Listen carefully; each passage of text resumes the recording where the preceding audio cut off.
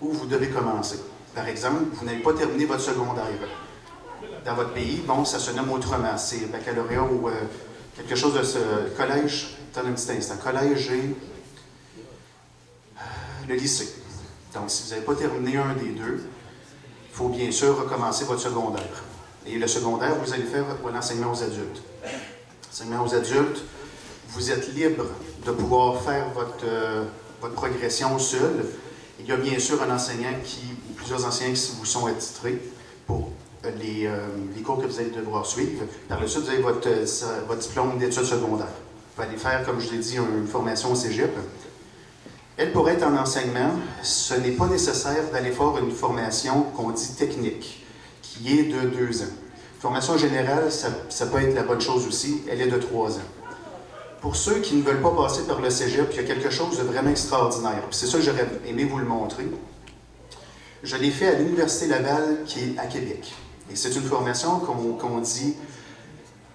c'est une formation où on peut suivre des cours d'université. C'est ça qui est très spécial. Par rapport à votre champ, comme moi, c'était l'histoire et la géographie, donc j'ai suivi des cours de philosophie, de sociologie, de psychologie, de français. Et vous devez passer une année, donc 4 cours par session, session d'automne, session d'hiver, donc 4 cours par session. Par la suite, vous pouvez choisir le diplôme ou la formation que vous voulez faire. Bien sûr, il faut que vous soyez 2 ans sur le marché du travail et 3 ans sans aller au cégep. Donc, vous voyez, ce sont des critères d'admissibilité que vous devez suivre. J'ai pu faire ces cours qu'on appelle compensatoires, je viens de retrouver le mot, et j'ai pu choisir justement ce que je voulais faire. Mais malheureusement, je n'ai pas été admis en enseignement. C'est beaucoup plus tard que j'ai pu être admis, c'est à l'Université du Québec à Trois-Rivières. Et je vous dirais qu'ici, vous avez 2 universités francophones, l'Université de Montréal et l'UQAM, qui fait partie du réseau UQ, l'Université du Québec. Moi, je suis allé à Trois-Rivières, donc l'Université du Québec à Trois-Rivières, mais il y en a plusieurs autres dans les villes du Québec. Il y a 2 universités anglophones aussi, McGill et Concordia. Alors, pour ceux qui sont forts en anglais, vous pouvez toujours aller là également. Pour ce qui est des universités,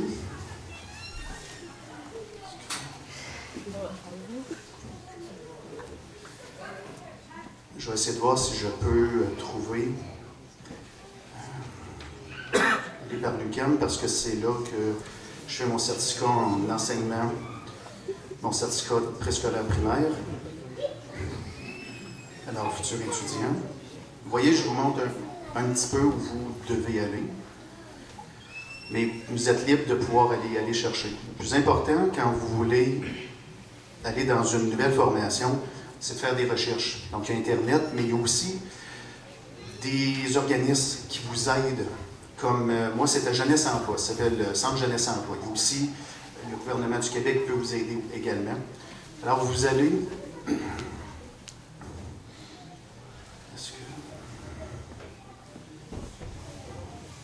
Voilà. Alors, comme vous voyez, vous pouvez aller programme et cours du premier cycle. Programme et cours du premier cycle. Donc, comme je vous ai dit, moi, je fais mon certificat qui est juste ici. Donc, vous avez les listes de certificats. Nous autres, on va aller dans ceux des baccalauréats. Alors, vous les avez. Vous pouvez regarder. On va cliquer sur ce que j'ai fait présentement. C'est éducation préscolaire et enseignement primaire.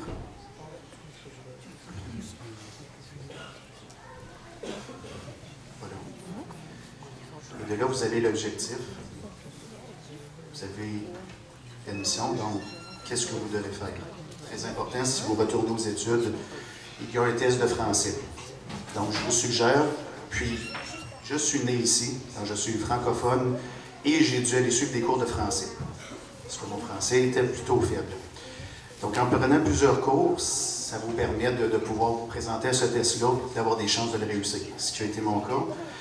Et puis, disons que j'ai fait le bon choix de faire ça, vu qu'en enseignement, vous devez passer maintenant un examen oral. Avant, c'était seulement un examen écrit. Et cet examen écrit-là est très difficile. De 1, il y a l'écriture, donc vous devez faire une composition. De 2, les questions. Tout ce qu'il y a difficile dans la langue francophone, vous devez le faire. Des problèmes de syntaxe, de ponctuation. Il vous donne tout ce qui est difficile, puis vous devez essayer de même trouver des erreurs dans une phrase où il n'y en a même pas. Donc, il faut se préparer. Si vous voulez vraiment aller à l'université, il faut vous préparer à ça, surtout en enseignement. Si vous décidez de choisir ça, il faut que vous connaissiez votre français. Comme vous voyez, ce que je vous ai parlé tantôt, il y a des choses que vous devez faire, donc passer un petit peu vite sur ça. Et les cours à suivre. Donc, vous les avez. À ce moment-là, si je prends celui-là et je m'en vais horaire, donc vous avez l'horaire ici, avec les journées et les heures à lesquelles vous devez les suivre. Alors ça, c'est la première chose que je souhaitais vous montrer. De deux, j'aimerais savoir ici qui envoie ses enfants à l'école publique, donc à l'école du gouvernement du Québec. Pouvez-vous lever votre main, s'il vous plaît? Parfait. Donc, il y en a plusieurs. Vous faisiez face à quelque chose de très spécial. Je ne vous parlerai pas ici aujourd'hui de l'école privée, l'école musulmane. Je trouve que c'est quand même un bon choix pour ceux qui veulent faire suivre à leurs enfants une formation islamique, ça c'est bien. Mais il y a l'autre côté qui est aussi bien, parce que vous vivez dans cette société-là. Donc,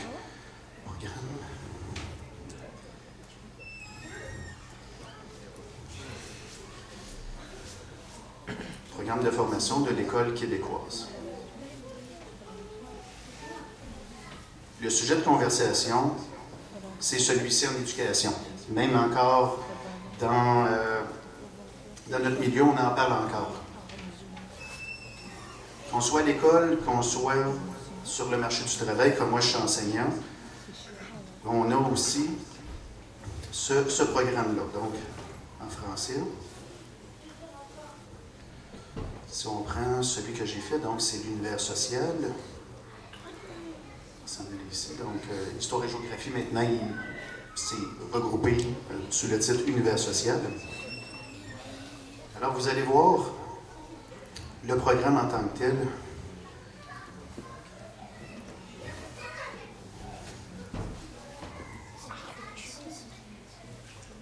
Voilà.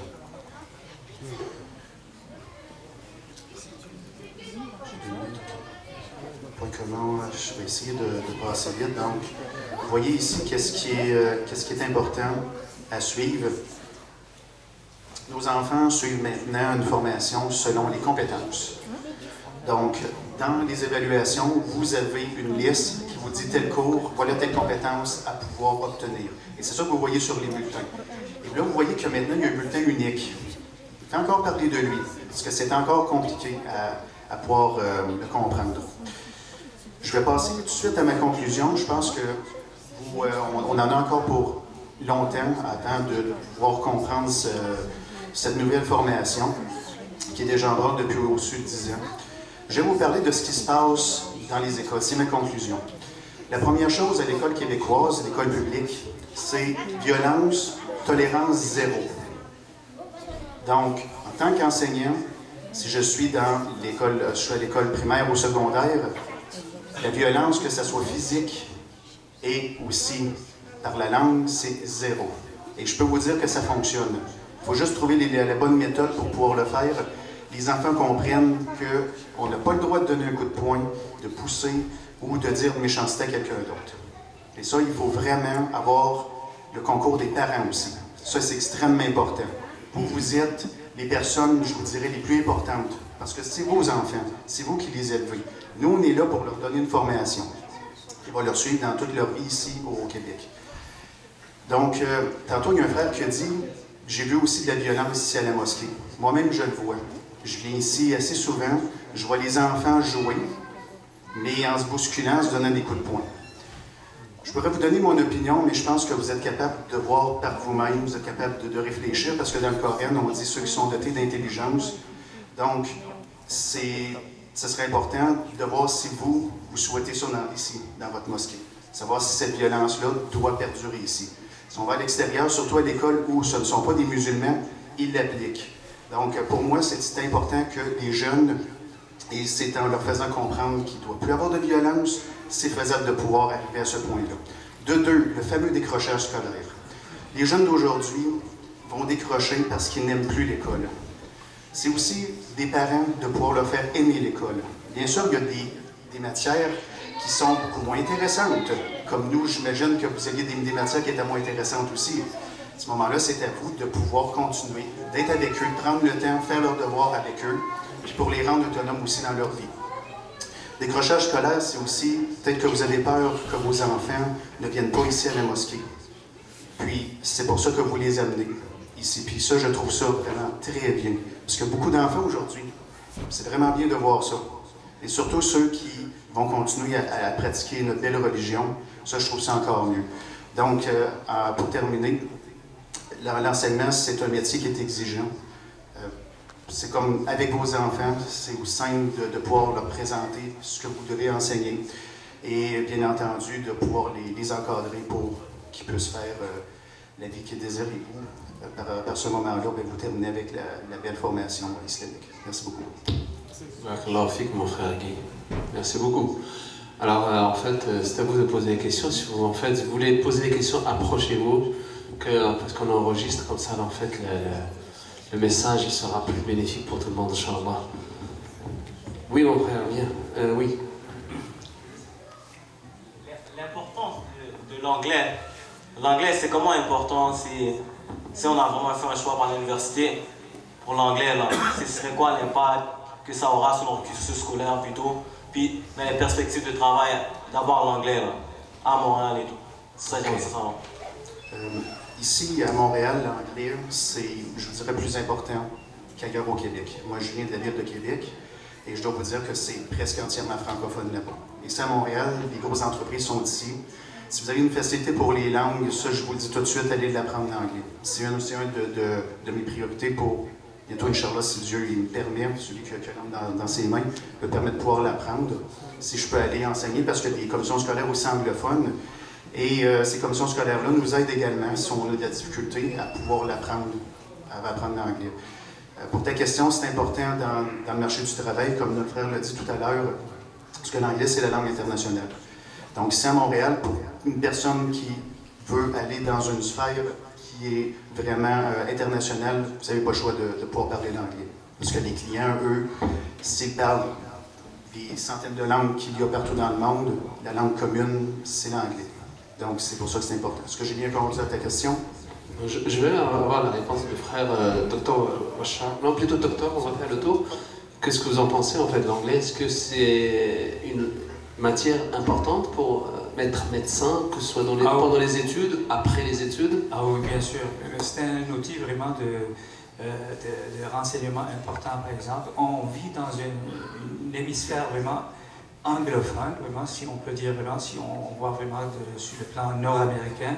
Alors, il faut, moi, de mon point de vue, vraiment, pour un Canadien ou un Québécois, vraiment, qu'il apprenne les deux, surtout vraiment dans un contexte québécois, moi, je vois vraiment que c'est primordial, surtout pour les étudiants, pour les universitaires, parce qu'on parle vraiment d'une littérature, si vous voulez, vraiment scientifique, qui est beaucoup plus riche, beaucoup plus expansive, beaucoup plus importante, donc vraiment avec la langue anglaise. Je ne sais pas, frère Khalid, est-ce que tu as un complément là-dessus? Sinon, j'ai juste rajouté une petite remarque sur ce qui a été dit, parce qu'il a été déjà dit que l'anglais, c'est la langue qui est utilisée dans le monde entier. Donc, avec, par exemple, le ECTD, qui est dans le domaine dans lequel je suis, avec l'anglais, je peux aller travailler n'importe où dans le monde, tout simplement. N'importe où dans le monde, je peux aller travailler parce que c'est les mêmes standards qui sont utilisés partout. Bon, il y a des petites différences qui sont des adaptations au pays et au continent. Par exemple, en Europe, c'est pas la même chose exactement qu'en Amérique, mais c'est à 80% pareil. Donc, notamment que si je vais dans un autre pays, ça veut dire que je maîtrise un petit peu la réglementation du pays d'où je viens. Donc avec l'anglais, ça ouvre, je dirais, les portes grandement, contrairement à si on maîtrisait juste le français, qui n'est pas très utilisé ailleurs. Voilà. Moi, je veux en fait que, avant que je donne la parole peut-être à des adultes, je veux écouter les jeunes. Si en fait il y a des questions, qu'est-ce que vous avez à poser comme question si vous avez un choix de carrière à faire? Des spécialistes ici. C'est un bon mot.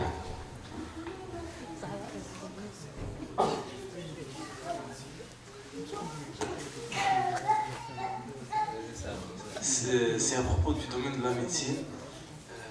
Je voudrais poser une question au médecin.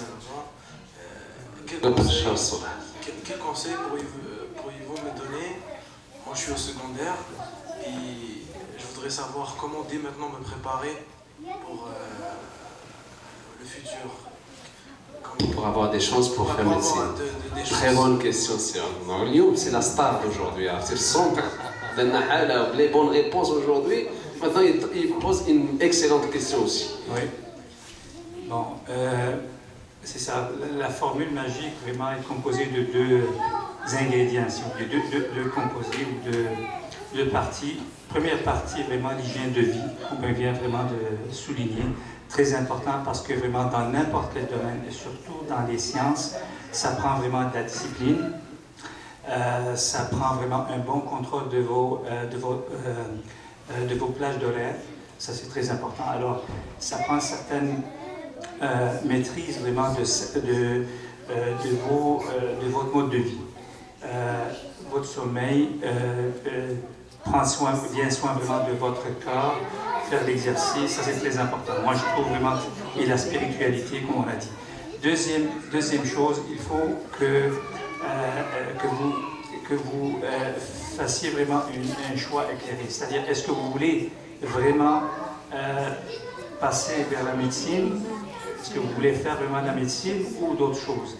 Ça, il faut prendre le temps à poser des questions, à réfléchir, parce que ce n'est pas évident. Mais pour la médecine, il faut que vous ayez vraiment des bonnes notes en mathématiques, physique, en biologie. Ça, c'est vraiment les matières vraiment de base.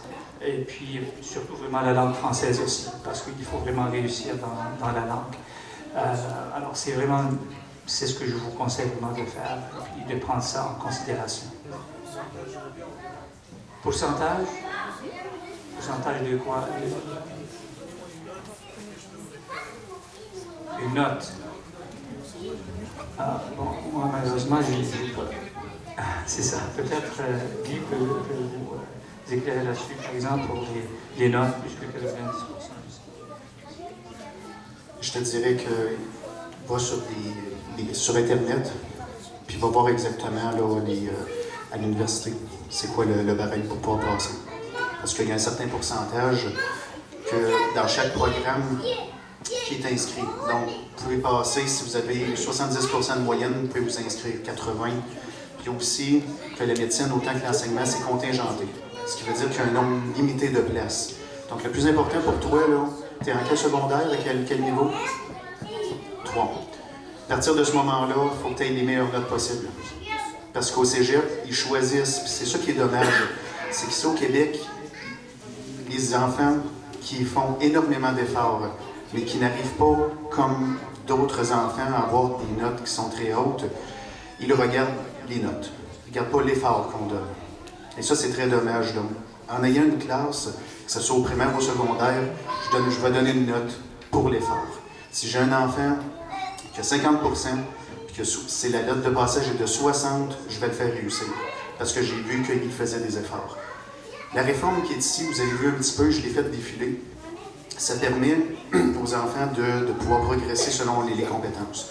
Puis à ce moment-là, ça permet de développer certaines choses chez les jeunes.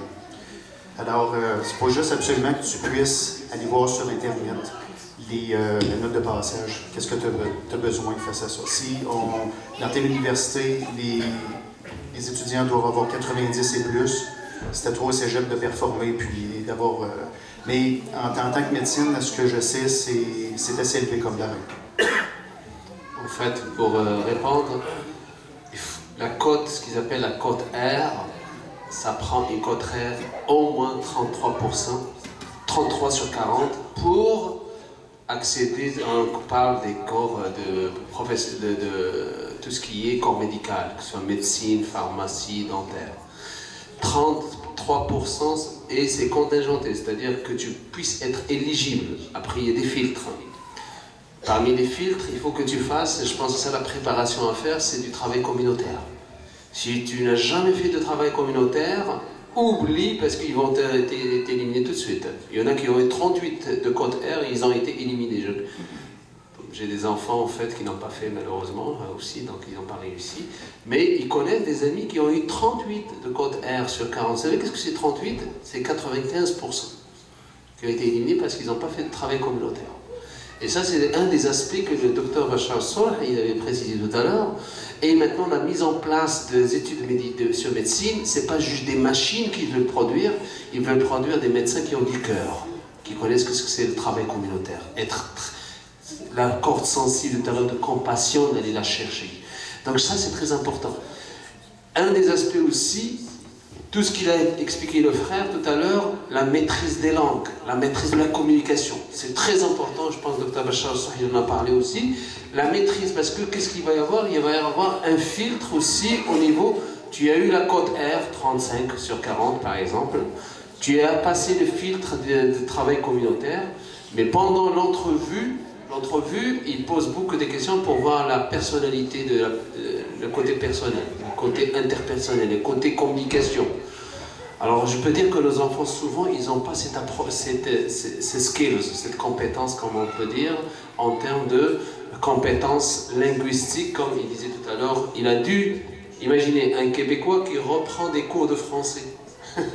Moi, ça m'a étonné de l'entendre.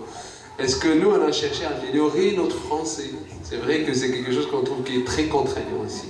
Mais bref, sachez que médecine, c'est pas un processus facile, c'est tout un filtre consécutif. Mais ce que j'ai apprécié l'autre fois, le frère Kamal Battal, que je trouve que c'est dommage qu'il n'est pas là, parce que lui, c'est vraiment dans son domaine. Il aurait pu nous donner plein de tuyaux comment contourner le système. L'autre fois, on lui a posé ces questions-là, par exemple à Centre Côte de Laval, et il a donné d'autres circuits en parallèle.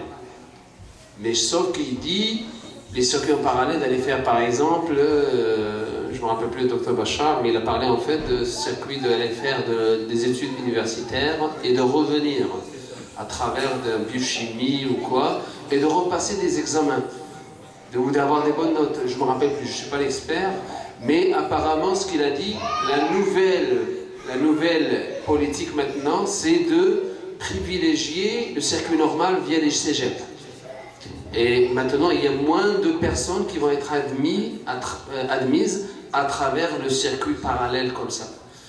Donc je pense, le frère Kamal Battal, il a assisté à 2 présentations comme ça déjà, et on est prêt à faire en fait genre de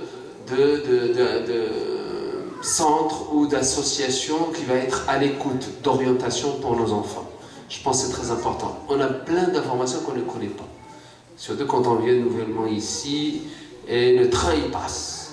On a échappé une opportunité. Et ça arrive souvent comme ça, malheureusement.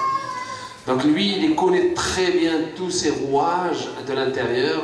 Et je pense que c'est une personne ressource clé dans notre communauté. Pour ceux qui ne le connaissent pas, il est quand même directeur général d'un centre d'orientation et de la formation continue, de la formation permanente. Donc voilà, je ne sais pas si vous avez d'autres questions.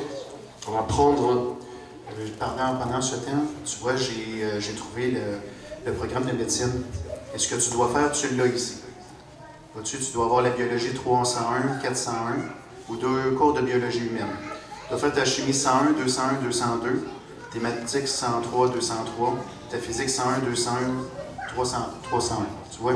C'est ça qu'il faut que tu fasses. Si tu les réussis, tu as déjà une partie pour être éligible à ce moment-là. Si tu les as pas, il faut que tu les fasses. C'est des préalables? C'est des préalables, oui. Voyons, c'est pour ça la condition d'admissibilité.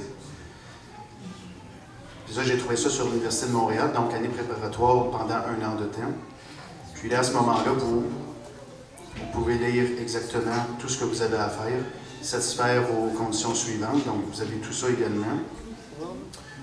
Et voilà, ça fait de belles lectures. Voyez-vous, vous avez aussi candidat universitaire, collégien, candidat francophone hors Québec. Donc quelqu'un qui vient d'une autre province. Et capacité d'accueil, ça c'est pour des personnes qui viennent d'autres pays. Donc voyez-vous, c'est ça que je parlais à notre frère tout à l'heure, c'est d'aller chercher ça sur Internet, puis d'aller lire. Si vous avez des questions, vous appelez ou vous vous rendez directement à l'université pour pouvoir parler avec des gens qui vont pouvoir vous renseigner.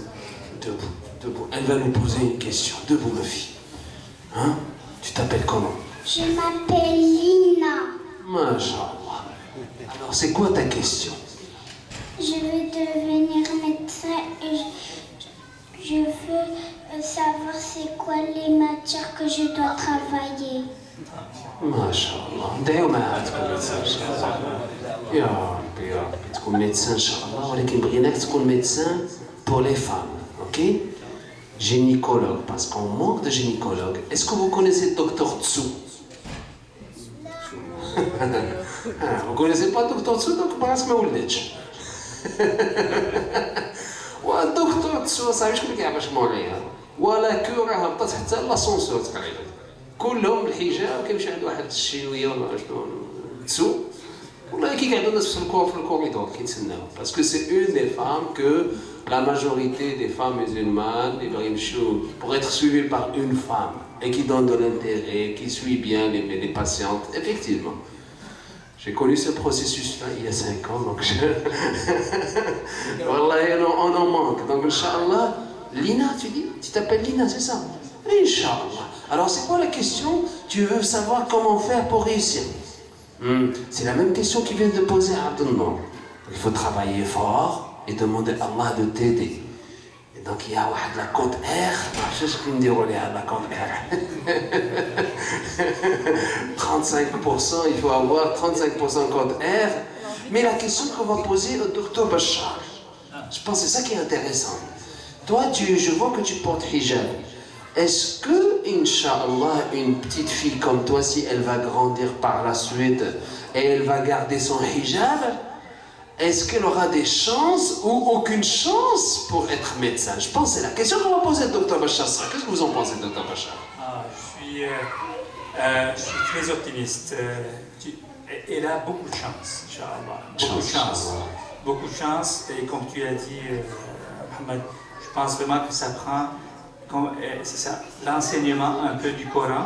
Il faut vraiment apprendre plus la religion et plus sur le corps humain. Peut-être il y a des petits livrets, vraiment, il y a des bouquins sur le corps humain. Le corps humain. Ça va aider ça. Mais est-ce que tu veux nous parler, est-ce que la question que je vous ai posée en fait déjà, est-ce qu'il y a une chance pour une femme musulmane avec son hijab et d'être acceptée et de passer à travers le filtre des admissions pour être médecin, même si elle a 35 R, est-ce que vous avez des expériences? Oui, j'ai des expériences. J'ai 2 collègues, femmes médecins, qui portent le hijab, masha'Allah, parce que c'est pas vraiment juste le côté scientifique, comme on a dit tout à l'heure, mais c'est aussi le côté personnel. C'est dans le filtre, ils posent des questions plus sur vos attitudes, vos aptitudes, vos expériences passées. Plus important pour eux, vraiment pour le comité d'études, des dossiers, que de votre score ou de vos notes. Alors c'est pourquoi vraiment l'investissement dans le développement personnel est beaucoup plus important et plus rentable. Vous voulez dire en fait, ces 2 femmes, elles avaient quand même pu se distinguer par leur comportement, la communication, la force de caractère. Ça c'est très important à développer. Tu as compris, Lina? Il faut développer aussi le côté comportemental, que tu sois forte. Tu dis oui, Inch'Allah, je veux être médecin, Inch'Allah. Ok, Inch'Allah. Et papa et maman font le dua. Donc, Inch'Allah, vas-y. Le frère, il voulait poser une question. Tout à l'heure, j'allais appuyer le docteur Bachar pour ce qui est des femmes voilées. Ici au Québec, il y a même pour les femmes qui sont venues, il y a à Sainte-Marie, il y a un chirurgien, docteur Kassé, je pense, vient de Lorient, avec son hijab. Machallah, elle est compétente et tout le monde parle d'elle. Il y a même, on vient d'avoir une nouvelle belle famille, on a une fille à marier. Sa belle famille, elles ont 2 sœurs qui sont à McGill, département médecine.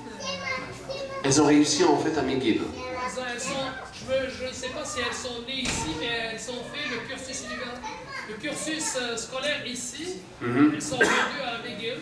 Ouais. Elles sont des étudiantes en médecine à McGill. Et si le docteur Rachid ici, il peut nous... Ok. C'est ces témoignages qui sont optimistes, qui peuvent nous donner en fait aussi des chances à nos enfants de dire il n'y a pas toujours des préjugés, qu'il y a des obstacles, il y a des choses en fait que nos enfants sont éliminés, discrimination parfois. Il y a des filles, même avec hijab, qui arrivent à percer et réussir. Le frère, il avait des questions. Oui. Salam alaikum. Est-ce que les médecins ici à Montréal, les médecins musulmans sont organisés? Est-ce qu'ils ont un site web? Est-ce que les familles musulmanes peuvent accéder à ce site web, etc. Est-ce qu'il y a une association? Ok. Vous parlez vraiment des nouveaux diplômés vraiment qui viennent d'arriver. Tous les médecins ici. C'est ça. Musulmans, bien sûr. On a commencé vraiment, si vous voulez, un exploit vraiment dans ce sens-là, regrouper tous les professionnels de la santé, c'est-à-dire le secteur médical et paramédical. Et puis on a créé une entité qui s'appelle Québec Muslim Health Professional Network, au réseau des professionnels de la santé québécois, depuis 4 ans ou 5 ans. Mais malheureusement, ça n'a pas vraiment démarré pour des raisons administratives, tout ça.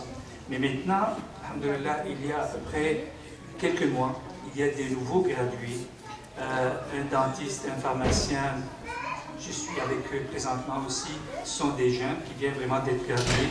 Ils sont en train de créer un réseau de professionnels de la santé. Et ce n'est pas juste vraiment pour se faire connaître ou pour un échange ou pour des raisons professionnelles ou de complémentarité, vraiment, mais aussi vraiment pour rendre des services sociaux de qualité à notre communauté et à la société en général. Mais c'est en constitution, c'est un début. On est en train de travailler sur ça. Oui, monsieur, c'est là ma question. Mon frère, j'ajoute au frère, je viens d'un domaine scientifique côté technologie.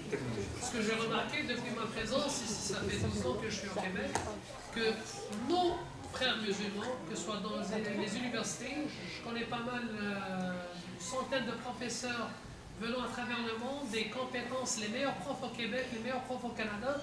Malheureusement, le premier, il travaille au rez-de-chaussée, le deuxième au premier étage. Je parle sérieusement. Ils ne savent même pas qu'ils sont deux musulmans qui travaillent à la même institution. C'est vrai. Là, ils commencent à se saluer pendant les fêtes de la Eid. Mais est-ce que... Moi, je travaille à la ville de Montréal, donc j'appartiens à un autre corps. Est-ce que vous avez, en tant que médecin ou d'autres frères qui sont en pharmacie ou en d'autres domaines, est-ce que vous avez des initiatives de créer genre un lobby de métier, genre un clan de métier? C'est dans la même perspective que le frère.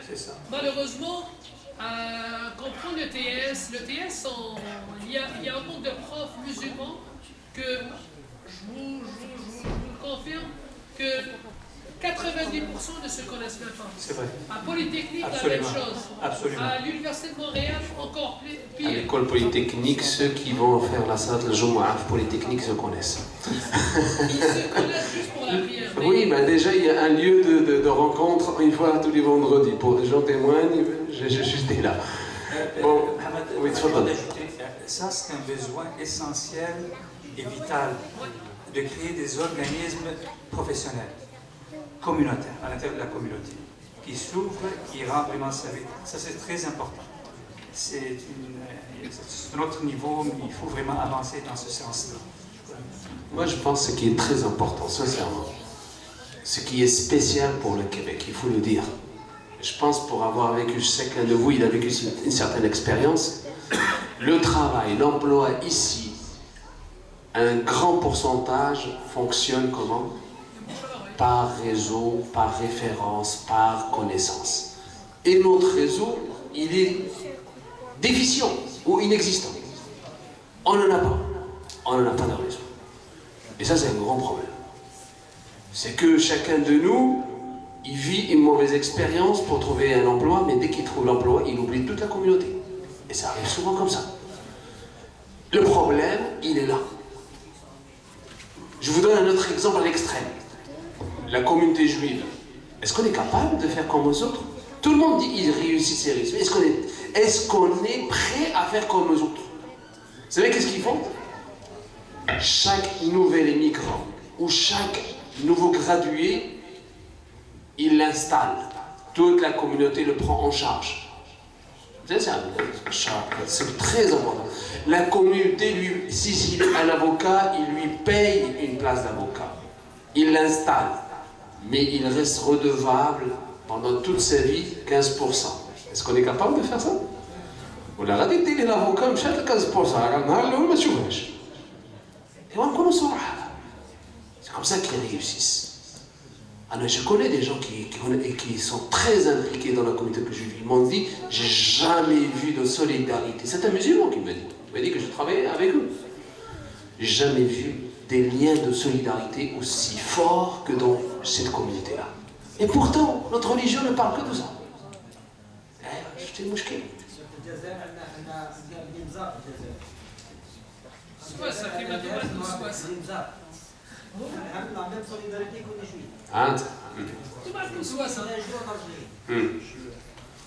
La clé de la réussite, il faut le dire, elle est là. C'est de créer le réseau R.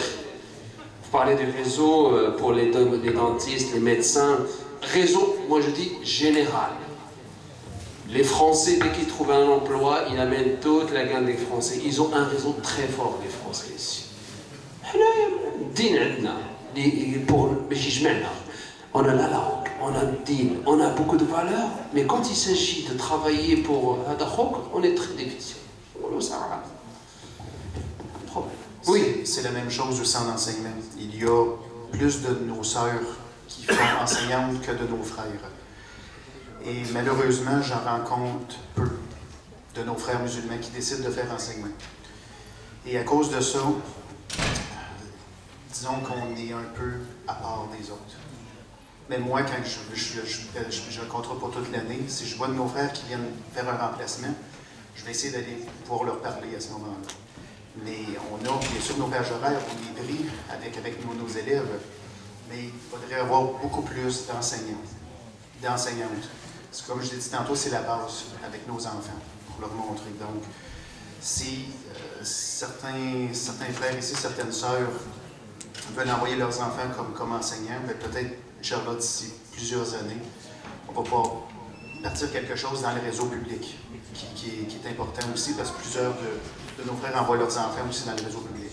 Donc, d'avoir des musulmans aussi dans le réseau public, c'est sûr qu'on va pouvoir faire ce que l'imam Shraïbi parle présentement. vas-y. Bismillah. Alaykoum salam. Quand on parlait de l'intimidation dans les médias à l'école, moi je pense que c'est un constat important pour la population de nos enfants à l'école. Est-ce que c'est sérieux ici? Tout le monde en parle. Je vous dirais, dans les écoles où j'ai été, il y avait plusieurs musulmans, mais plusieurs aussi personnes d'autres cultures. Et dans ça, il y a moins d'intimidation. Parce que les jeunes vont pouvoir se regrouper ensemble. Ce que vous parlez, c'est lorsque la communauté francophone québécoise comme moi est à majorité, là, il peut y en avoir. Justement à cause de ce que vous parlez.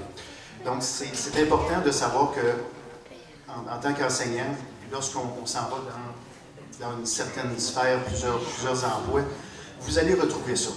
Il faut préparer nos enfants à ça, surtout s'ils choisissent un emploi où il y a peu de musulmans. Mais ils peuvent être les précurseurs de cet emploi-là. Ils peuvent amener, par la suite, d'autres frères, d'autres sœurs musulmanes. Voyez-vous, ça prend toujours un début à tout. Puis la fameuse intimidation, à ce moment-là, elle est présente, puis c'est par le manque, vous le savez très bien, c'est par le manque d'information. Donc c'est pour ça que nous, si nous sommes dans un domaine spécial, comme moi, je vais vous parler justement en tant qu'enseignant, c'est bien sûr un emploi beaucoup plus féminin que masculin. Heureusement, Inch'Allah, il y a des femmes qui viennent me voir puis commencent à parler de certaines choses. Lorsqu'elles voient que je leur parle de religion et qu'elles-mêmes sont très croyantes, il y a un beau dialogue qui se fait. Et c'est là, à ce moment-là, que je peux essayer, Inch'Allah, si Dieu le décide, de pouvoir les amener dans notre belle religion. Pour ce qui est de l'intimidation, à ce moment-là, lorsqu'on est seul, un musulman parmi, par exemple, 10 francophones, je dois vous dire que, même moi, étant jeune, j'ai été victime d'intimidation aussi. Donc, moi, je peux aider les jeunes face à ça pour pouvoir s'en sortir. C'est de rester fort à ce moment-là, de ne pas désespérer, puis de se fier à Allah. Ça, c'est la chose tellement la plus importante.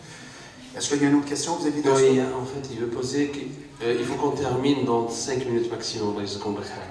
Pourquoi quand les personnes qui font intimider, pourquoi elles font des suicides mais elles ne demandent pas de l'aide? Ok, on va voir aussi d'autres questions, c'est dans le même sens. Est-ce que la science est si importante? La science. La science, ok. L'intimidation, la science. Je vais répondre pour l'intimidation. Rapidement, là, oui, je vais laisser notre frère pour la science. Tu parles de suicide. Ici au Québec, je sais qu'il y a quelques années, c'était les champions du suicide. Pour quelle raison, à ton avis, ils sont champions du suicide? Tu peux me donner une réponse? Parce qu'ils n'ont pas Dieu dans leur cœur. Ils n'ont pas Allah. Ça, c'est très important. Nous, lorsque nous nous sentons, disons, dépressifs par n'importe quelle chose, on prie Dieu. Notre cœur, ça va beaucoup mieux. Eux, ils n'ont pas. Ils n'ont pas de solution au bout de ça. Ils ne parlent pas avec d'autres personnes. Nous sommes ensemble présentement. On est plusieurs. On peut se parler de plein de choses. Justement, des problèmes qu'on vit ici. Un frère est là pour ça aussi. Et c'est ça la belle communauté musulmane. Mais eux, ils n'ont pas. Ils n'ont pas ça. La communauté aussi francophone, pour ceux qui ne la connaissent pas, la société québécoise, c'est individualiste. Donc, vous allez voir à ce moment-là, vous allez demander de l'aide à quelqu'un, puis vous ne l'offrira pas. Nous devons le faire. Parce qu'on fait une bonne action à ce moment-là. Pourquoi que les gens se suicident? Parce qu'ils n'ont pas de voix. Ils sont égarés. Tu sais, quand on récite la belle Al-Fatiha, quand on finit par ceux qui sont égarés, c'est justement ça.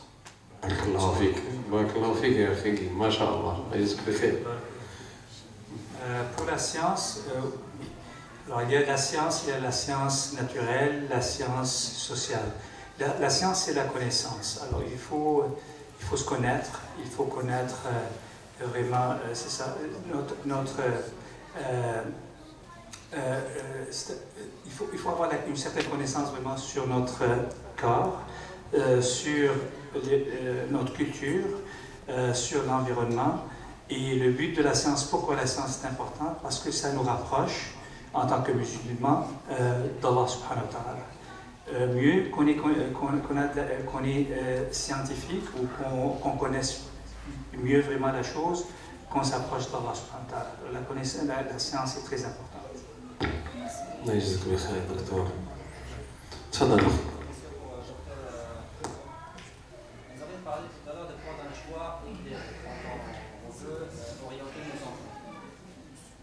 D'un métier, comme dans tous les domaines, il doit y avoir des contraintes par rapport à ce métier-là. Moi, si mon enfant, par exemple, me dit « Papa, je vais devenir médecin », je dois lui parler du bon côté de la médaille et du mauvais côté de la médaille. Donc, si on vous demande quelles sont les contraintes de ce métier-là, les difficultés de ce métier-là, une fois qu'on est installé, on est devenu médecin, c'est quoi les contraintes?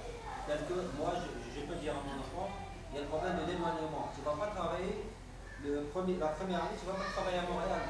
Ça se peut que tu vas travailler dans le Grand Nord. Deuxième contrainte, tu vas faire des heures de fou. Peut-être tu vas travailler la nuit, le jour, le samedi, le dimanche. Peut-être vous allez nous donner des éclairages. Oui. Avant vraiment de vous parler vraiment des contraintes, j'aimerais vraiment bien vous donner de ma propre expérience, par exemple. C'est que c'est très important qu'on ait un sens de servir la communauté, servir Allah subhanahu wa ta'ala. Moi, c'est-à-dire vraiment tout, on est éduqué de cette façon-là. L'intention de l'être humain est très puissante. L'intention est puissante, une force énorme. Mais ça, on ne l'explore pas vraiment souvent. Moi, avant vraiment de parler sur les contraintes, moi, je miserais vraiment sur les points de force. Si vous avez la volonté, si quelqu'un vraiment a la volonté, l'intention, et il s'en remet à Allah subhanahu wa ta'ala dans son cheminement, dans son profil, il va y arriver. Moi, je suis vraiment de cette mentalité, Inch'Allah, s'il ne va pas vraiment atteindre vraiment sa cible, cette cible-là, il va être très proche. Peut-être vraiment dans le domaine de la science, on peut être un dentiste, un pharmacien, un physiothérapeute, peu importe, mais il sera capable vraiment d'atteindre vraiment son objectif. Alors, moi, je miserai vraiment sur les points forts. Encore, on revient vraiment au principe disciplinaire vraiment dans notre mode de vie, notre code de vie, comment on se comporte, et puis l'éducation, c'est l'éducation. Les contraintes, c'est sûr et certain, vraiment, il y a beaucoup de contraintes. Il y a des contraintes administratives, légales, sociales. Si on va parler vraiment de ça, le temps vraiment qu'un médecin, parce que c'est un métier vraiment trop exigeant sur le plan psychologique,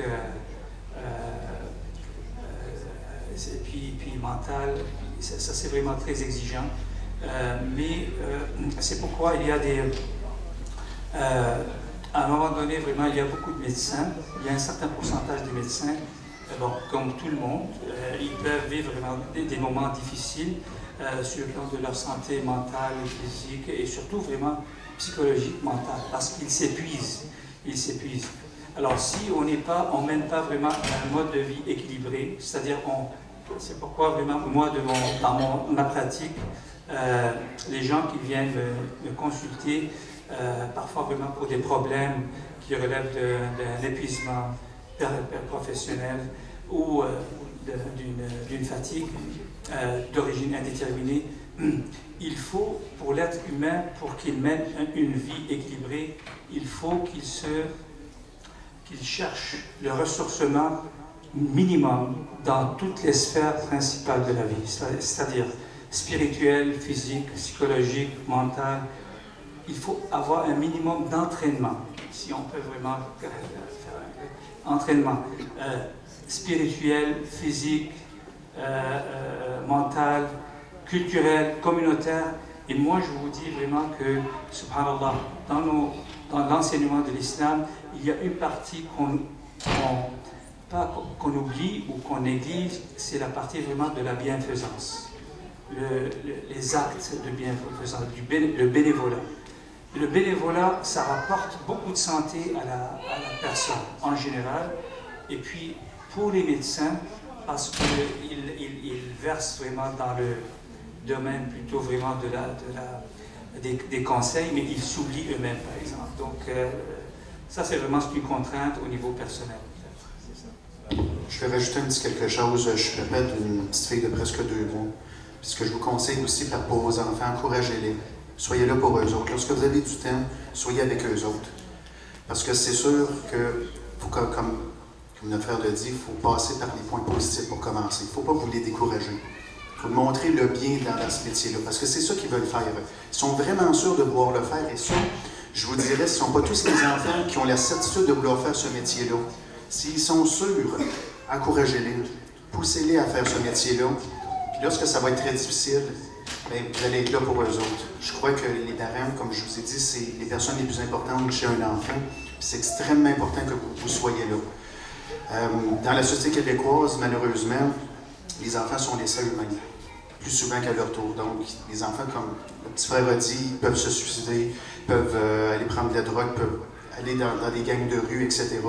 Donc, nous, notre besoin, c'est vraiment de pouvoir les orienter vers la bonne chose. Puis, comme vous dites, ils sont sûrs et certains de ça, encouragez-les. Je sais que je reviens sur ça, l'encouragement, mais c'est ça qu'on dit aux parents à ce moment-là, de les encourager, d'être là avec eux autres.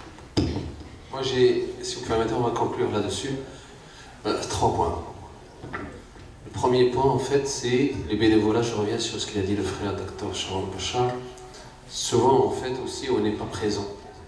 Vous imaginez, on cherche en fait à briser les préjugés, trouver plus d'opportunités d'emploi pour nos enfants dans ce beau pays. Mais en fait, on est passif. Où est-ce qu'il y a la présence des musulmans au niveau des commissions scolaires? Vous savez, moi aussi je ne participe pas, je sais que moi j'ai manque aussi à mes devoirs. Mais est-ce que ce qu'on appelle fard al-kifaya, avant qu'il soit fard al-ayn, est-ce qu'il y a au moins parmi nous quelqu'un qui dit oui, moi je vais en fait me présenter pour les commissions scolaires? C'est facile et c'est payant. il y a des décisions qui se prennent au niveau des commissions scolaires. Et c'est libre à tout le monde pour être élu. Parfois, ils ne trouvent même pas des représentants. Vous imaginez? Et c'est des décisions sur les programmes, sur beaucoup de choses, on n'est pas là. Sur les activités des librairies, il y a plein de choses, on n'est pas là, les musulmans.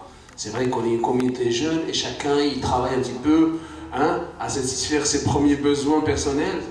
Mais je vous assure, si on fait toutes les responsabilités qui nous attendent en tant que communauté, on la distribue, un petit peu chacun il prend une partie, wallah, ce serait mieux pour la communauté.